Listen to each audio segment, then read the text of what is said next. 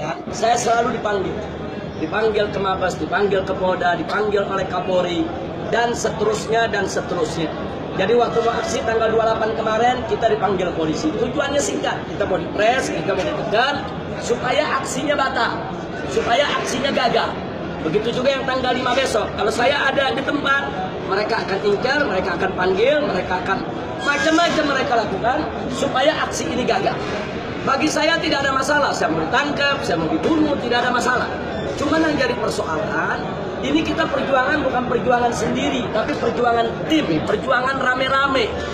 Bukan perjuangan saya sendiri. Kalau saya dipegang, saya dipres, saya disandera, saya khawatir nanti teman-teman yang sedang bergerak jadi lemah. Akhirnya mereka mengarah, membatalkan daripada aksi yang sudah diumumkan ke umat. Itu yang saya nggak mau.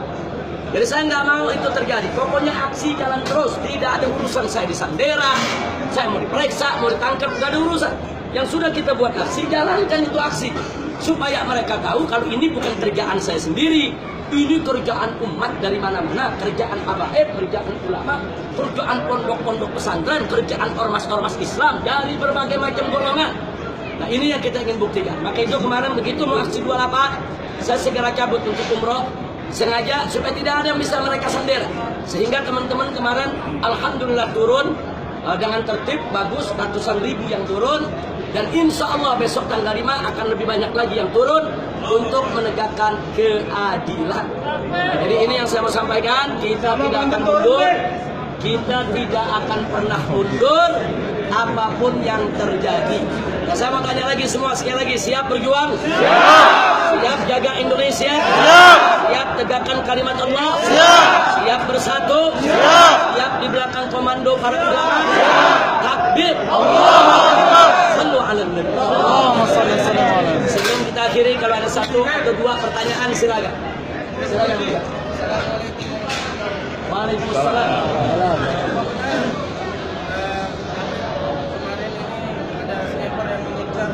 Ya, pertanyaan bagus. Saudara, sebetulnya peristiwa itu bukan kemarin. Peristiwa itu sudah lama.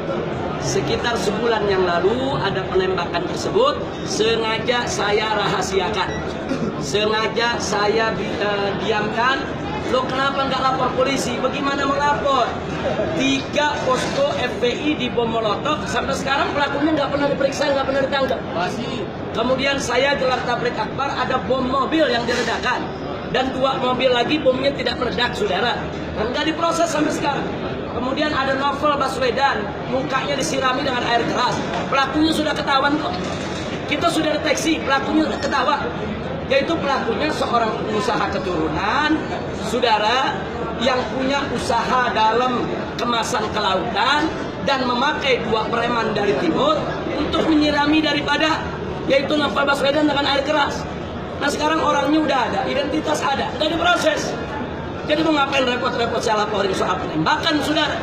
Jadi jangan mimpi kita laporkan ke mereka, mereka akan proses. Nah maka itu saya tidak pernah permasalahkan itu. Tapi begitu kemarin saya berangkat, akhirnya ada orang-orang di sekitar kita yang membocorkan peristiwa tersebut. Jadi saya berangkat bukan karena penembakan tersebut. Penembakan tersebut sudah terjadi sebulan yang lalu, bukan baru kemarin. Tapi saya berangkat karena saya tidak mau disandera untuk membatalkan aksi 28 atau aksi tanggal 5 Mei besok. Aksi 28, aksi 5 Mei itu sesuai menurut undang-undang, tidak melanggar undang-undang. Dan nggak boleh ada menghalangi. Dalam undang-undang Indonesia, siapa yang menghalangi seseorang menyampaikan pendapatnya di muka umum sesuai peraturan, maka orang tersebut bisa dipenjara sebanyak 1 tahun. Jadi kalau polisi menghalangi umat Islam melakukan unjuk rasa damai, polisi bisa kena pidana 1 tahun penjara, ya kawan. Karena itu mereka nggak bisa maksa. Cara mereka menyandera kita, diisukan dengan macam-macam isu, ditakut-takuti dengan perkara, diperiksa supaya teman-teman membatali daripada acara tersebut. Sama dengan aksi 313. Kiai Khotib sebagai panglima besok digelar aksi, malam ini ditangkap. Tujuannya apa? Supaya aksi batal. Tapi saat itu kita ambil alih, nggak bisa. Kiai Khotib ditangkap, itu bagian resiko perjuangan. Kita akan terus berjuang agar beliau ini segera dibebaskan. Tapi aksi 313 tetap harus digelar oleh umat Islam. Jadi jangan gara-gara 1-2 kiai ditangkap aksi batal. Enggak. Hatta saya ini ditangkap, dipenjara, dibunuh lagi ya kawan. Perjuangan menegakkan yang hak tidak boleh berhenti. Silakan. Ada lagi pertanyaan? 2 lagi. Singkat saja. Silakan. Singkat saja. Kami dengan sikap pemerintah Indonesia. Saya ingin meminta kenapa kita tidak bersolidaritas sekalian. Kenapa tidak membuat kudeta sekalian dengan pemerintah? Terima kasih. Baik, ini pertanyaan luar biasa, vulgar. Jadi pertanyaannya kenapa nggak kudeta aja? Sebetulnya ini pertanyaan bukan hanya di sini ya. Saya keliling dari Aceh, Medan, Lampung, Palembang, di mana-mana. Sampai ke Bima, ke NTB sana, semua pertanyaan sama. Masyarakat udah muak dengan ketidakadilan. Masyarakat udah muak dengan kesenjangan sosial yang terlalu berlebihan. Masyarakat ini sudah muak dengan penghinaan terhadap ulama, Islam dan lain sebagainya. Cuman yang ingin saya ingatkan di sini, kalau kita masih punya jalan untuk membenahi negara kita tanpa pertumpahan darah,